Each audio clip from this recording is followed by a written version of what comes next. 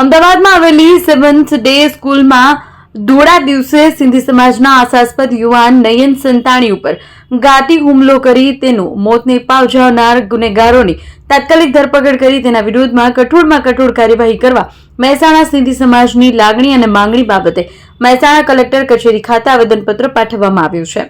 અમદાવાદના મણિનગર ખાતે આવેલ સેવન્થ ડે સ્કૂલમાં ધોળા દિવસે સિંધી સમાજના યુવાનની ઘાતકી હુમલા કરી તેનું મોત નિપજાવનાર ગુનેગારોની ધરપકડની માંગ સાથે મહેસાણા સિંધી સમાજ દ્વારા કલેક્ટર કચેરી ખાતે આવેદનપત્ર પાઠવ્યું છે। શું ગુજરાતમાં શૈક્ષણિક જગ્યા સલામત છે?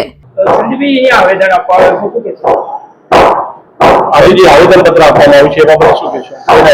આવેદનપત્ર અમે આજે અમારા મહેસાણા સિંધી સમાજ વતી દરેક સમાજના ભાઈ બહેનો ભેગા મળીને એક આક્રોશ સાથે આવેદનપત્ર આપવા આવ્યા છીએ કે જે 2 દિવસ પહેલા અમારા સિંધી સમાજ ના છોકરાની હત્યા કરવામાં આવી છે સેવન ડે સ્કૂલ મણિનગર ખાતે। એ બહુ ગંભીર બાબત છે અને એકદમ નિર્દોષ બાળક જેને હજી દુનિયા જોઈ પણ નથી, બિલકુલ નિર્દોષ બાળકની બિલકુલ નાની બાબતમાં જે હત્યા કરવામાં આવી છે એ ખૂબ જ ખરાબ વસ્તુ કહેવાય। એક સમાજ માટે પણ એક લાલ બત્તી કિસ્સો સમાન કિસ્સો છે આવ્યો, જેને આપણે ગંભીરતાથી નહીં લઈએ તો આગળ આ કિસ્સાઓ વધતા રહેશે અને દરેક માતા પિતા આગળ પણ પોતાના સંતાનો ગુમાવતું રહેશે।